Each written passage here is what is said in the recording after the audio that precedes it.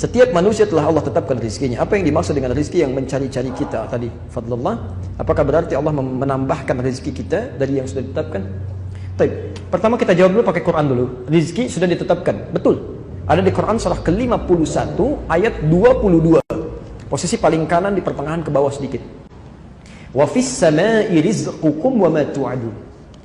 Wa fis samai, dan di langit itu rizqukum, rizki Anda telah ditetapkan.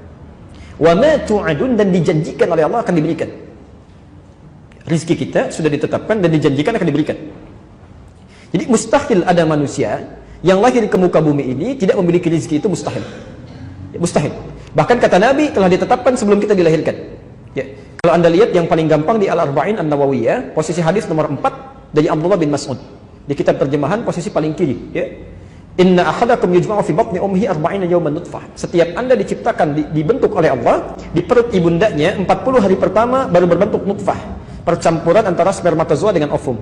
Thumma yakunu mithla dzalika 'alaqah. 40 hari kedua berbentuk 'alaqah, zirat yang mulai menempel di dinding rahim. Thumma yakunu mithla dzalika mudghah. 40 hari ketiga usia 4 bulan berbentuk mudghah, daging sekunyahan yang mulai punya bentuk. Ya, fayursalu ilaihi al-malak, maka usia 4 bulan ini diutus malaikat. Fayanfukhu fihi roh, meniupkan roh dengan izin Allah. Wa yu'maru bikatsbi arba'in, dan diperintahkan menetapkan 4 hal. Pertama kali bikatsbi rizqihi, menetapkan rizkinya. Jadi rizki kita itu sudah ditetapkan oleh Allah sebelum kita bahkan terlahir, dan akan dibawa sampai kita menghadap pada Allah Subhanahu wa taala. Jadi tidak akan ada orang meninggal sebelum dicukupkan rizkinya. Jelas di sini? Baik. Pertama, maaf, rizki tadi ditetapkan di mana? Di langit. Kita hidup di mana? Di bumi. Masya Allah, maka rizki itu mesti turun ke bumi, ya kan? Mesti turun ke bumi. Karena itulah kemudian Allah turunkan rizki ini ke bumi. Al-Baqarah ayat 29, posisi paling kanan sebelah bawah. Huwallazi khalaqa lakum ma fil ardi jami'a. Dan kemudian Allah ciptakan, jadikan untuk kamu semua yang ada di bumi untuk kamu. Karena kamu tinggal di bumi, rizkinya kami turunkan ke bumi. Jelas ya? Rizki ditetapkan di langit, kita hidup di bumi, diturunkan ke bumi. Baik, sekarang ibu bapak tinggal di mana? Enggak, di Kelapa Gading. Bumi kan luas. Bumi luas, ya. Hati-hati. Barangkali Anda di Kelapa Gading, rizkinya ternyata ada di Sumatera. Ya, rizki Anda turun di Sumatera, maka Anda kan harus berangkat, ya. Kerja dapetin itu, ya. Di Kelapa Gading pun masih luas. Ya, tinggal di Istiqomah, rizkinya di mall misalnya kan, dekat mall sana. Maka kan harus berangkat kan? Harus kerja, harus beraktivitas. Maka turun Quran surah kedua Al-Baqarah ayat 168, posisi paling kanan sebelah bawah, ketentuan umum. Ya ayyuhan nasu, hei manusia, kulu mimma fil ardi halalan thayyiba. Silahkan Anda bekerja, beraktivitas untuk cari makan itu. Ini bahasa kiasan, kinayah kalau dalam bahasa Arab. Meminjam satu kata, pas prototo untuk mewakili yang lainnya. Bapak kan ditanya, Pak mau kemana? Mencari sesuap nasi. Ya, padahal nggak sesuap kan? Anda cari untuk di rumah, untuk pakaian, untuk macam-macam. Ini bahasa Quran asalnya. Ya. Kulu mimma fil ardi, silahkan cari makan di muka bumi. Silahkan bekerja, aktivitas. Silahkan cari, ya. Jadi pertama, rizki itu menuntut pencarian, dan itu ditetapkan oleh Allah kepada seluruh manusia. Hukum Allah berlaku di bumi, sunnatullahi fil kaun. Jadi maaf, rizki itu pertama terkait dengan ikhtiar kita.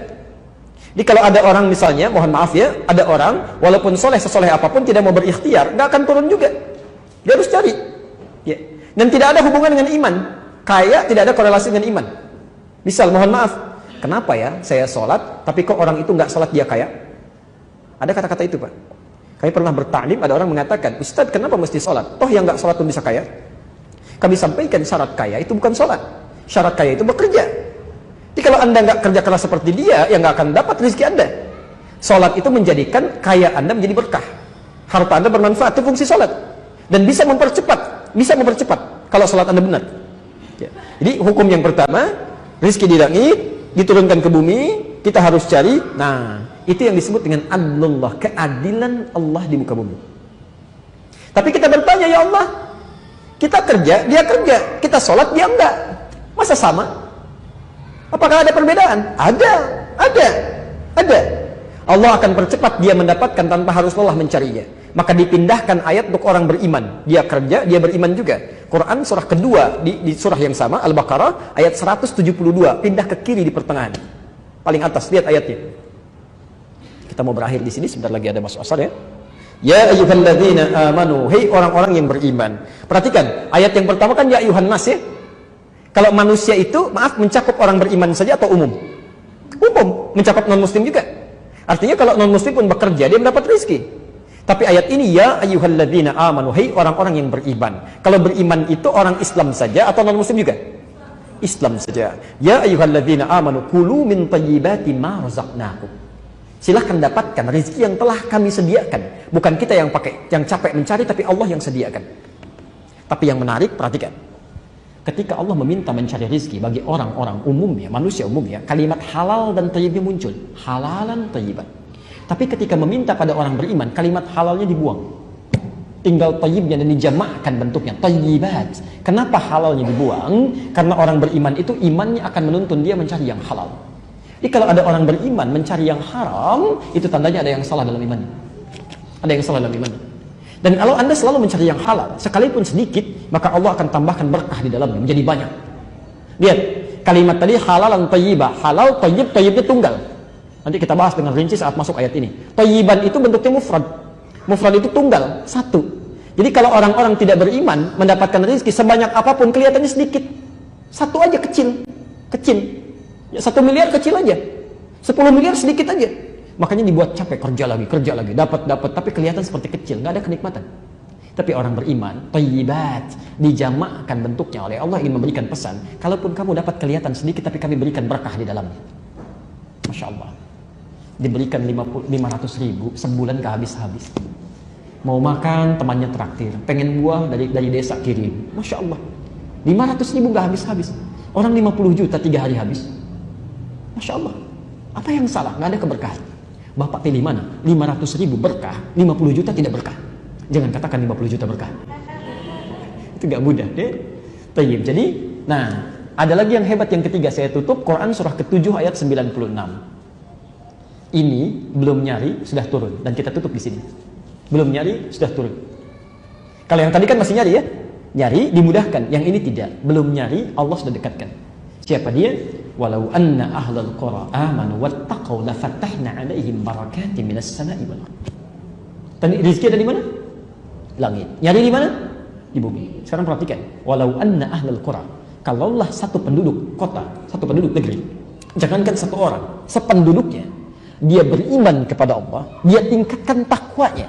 Dia kerja, dia sholat juga, dia kerjakan sunnahnya, dia puasa sunnah, masya Allah, masya Allah.